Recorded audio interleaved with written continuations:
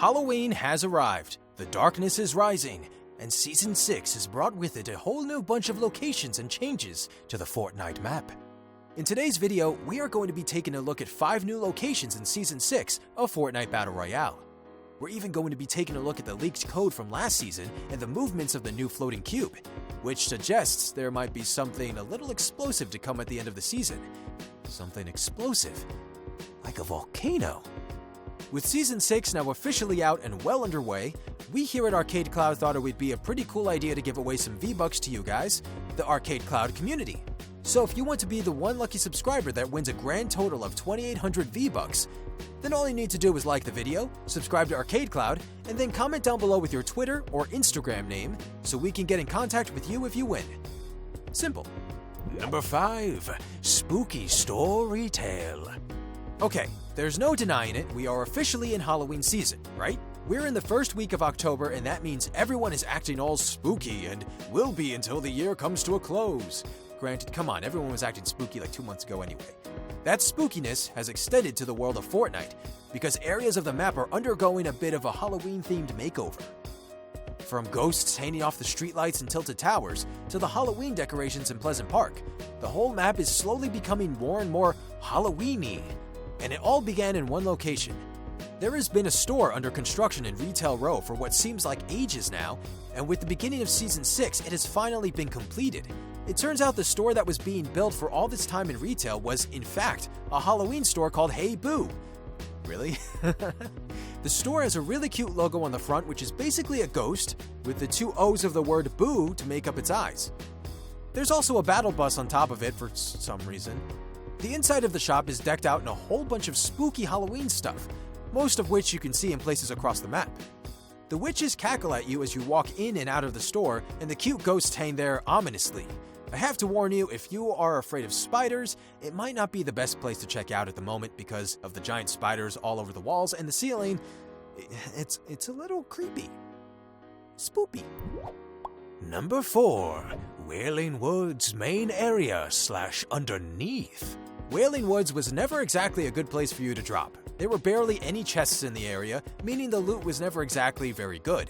And when you combine that with the area being way out on the edge of the map, it isn't exactly shocking that no one wanted to go there.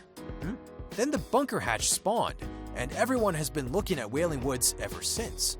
Unfortunately, the bunker hatch never really amounted to much, and it remained an indestructible hatch that only led to a room filled with dirt.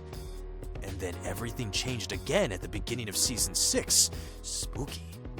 We'd all been thinking about the secret base underneath Wailing Woods for so long that we probably all gave up hope for it ever being real. And then Season 6 comes along and makes it a reality, even though probably not in the way we were expecting. The first thing you'll notice upon dropping into Wailing Woods now is that the entire maze at the center of the forest has changed. There are fences and the layout of the maze is different. In the center there is now an entrance to a deep underground system of bunkers. The inside of the bunker itself is actually really big, and kind of reminds me of the whole hero and villain base aesthetic that we had during Season 4. The bunker itself actually goes down to 2 levels, and if you end up getting stuck down there, you can even find rifts to boost you back over the map again. It's both incredibly easy to get into and incredibly easy to get out of, but it's no doubt going to get incredibly busy very soon. Ooh, busy, spooky. Number 3. Wailing Woods Cabins. So, we aren't done with Wailing Woods just yet, because there are even more locations to talk about in the area that are separate from the giant bunker system that is being constructed beneath the surface. 3 new cabins in the woods have surfaced, each of them holding loot and secrets. The 3 cabins are in 3 different sizes. One is very small, one is medium-sized, and one is a giant lodge that could have come straight from Lonely Lodge itself. There is one thing that all of these cabins have in common, however, and that is the secrets below each one. It seems that each of these cabins have underground bunkers of their own hidden away in different areas of each house.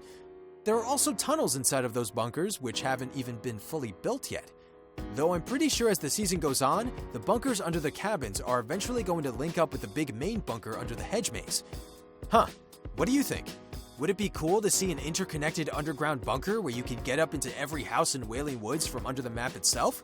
It would be a pretty cool way to make the area more interesting to visit. At least. Number 2. Castle next to Pleasant Park. One of the biggest changes to this season of Fortnite Battle Royale is the brand new castle that has been placed onto the map. I kind of feel like the Fortnite community has been asking for a castle on the Battle Royale island for a while now. I definitely remember people speculating about a castle area somewhere toward the end of Season 4 anyway. But now, at last, we finally have a spooky gothic castle to drop into. Overlooking haunted hills, of course, the spooky castle is clearly meant to be the residence of some sort of evil vampire or something. Blah. Like you can totally imagine Count Dracula or someone like that living in this thing, right? That effect is totally enhanced by the fact that there are bat statues and coffins all over the place too. Deep in the center of the castle, you'll find a throne room. Though admittedly, the throne is a normal chair and for some reason there's a moose over the top of it. Count Moosecula. Number 1, Loot Lake. And it's moving to all rune locations, and it's actually a volcano, creating mini volcanoes. Okay, I guess we can't really avoid talking about it anymore. The biggest change in Fortnite Season 6, the coolest new location of them all, the house at Loot Lake. Now, obviously the house at Loot Lake isn't a new addition to the map. It's been there basically forever, but it now has changed somewhat. Instead of just being a boring house at the middle of a boring lake, it has been lifted up into the air to go on a magical journey around the map. All under the power and will of the cube that we have come to know over the past season. Where is the cube, boy? Some people might be annoyed that we have another season of cube stuff to deal with, but to be honest, with all this buildup based around the cube, the payoff is probably going to be pretty huge. At least we all hope it's pretty huge. The cube is moved all over the map to get to Loot Lake, burning a bunch of runes into the ground as it went. And now it has actually started floating back over to those runes to do some sort of weird cube magic to them. Not cube magic, that's the worst magic.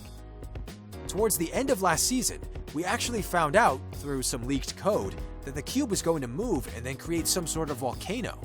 Could it be that those fragments of code didn't in fact mean there would be a volcano at the end of Season 5 like everyone was expecting, and that instead there would be a volcano at some point during Season 6? As the cube floats back over its path, picking up the runes once more on its journey, a bunch of strange vents have opened up in the ground at the corrupted rune areas the cube has been to. And I have to admit, they do look a lot like you might expect a volcano top to look. It kind of feels like this is all just a build-up to the inevitable volcano that is going to rock the Fortnite Battle Royale island once more. I mean, weren't there all those people saying that Loot Lake kind of looked like a volcano when it was flipped upside down? This entire season is about the dark side rising. Opposites of the Fortnite world coming through from another dimension or something? What's the best opposite of Loot Lake? Kinda has to be a volcano, right? I mean, I have no scientific reason for that. I think it would be pretty cool if Loot Lake literally flipped over to make a volcano. Even if that does sound a bit far-fetched. We are talking about Fortnite though. My guess is that the cube will move to a new location every week, create the mini volcano pits, and eventually create a huge volcano point of interest. But again, that's just my theory. We've even seen people on Twitter and Reddit saying it's going to create its own island. Whoa, that would be crazy. What about you?